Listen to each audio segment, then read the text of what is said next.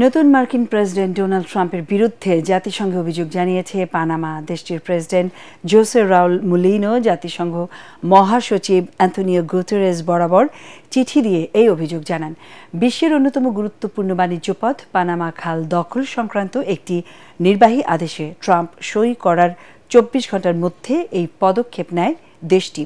শপথ নিয়েই পানামা খাল দখলের লিখিত আদেশ দেন ট্রাম্প।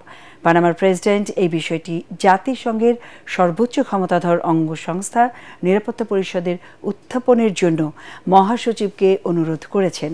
চিঠিতে মুলিনো রেফারেন্স হিসেবে জাতিসংঘ সনদের কথা উল্লেখ করেছেন।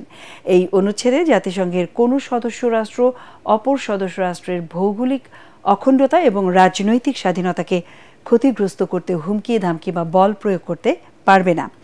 পানামা ভৌগোলিকভাবে উত্তর ও দক্ষিণ আমেরিকার সংযোগস্থলে অবস্থিত। মিশরের সুয়েজ খালের পর পানামা খাল বিশ্বের সবচেয়ে গুরুত্বপূর্ণ জাহাজ চলাচল উপযোগী বাণিজ্য পথ।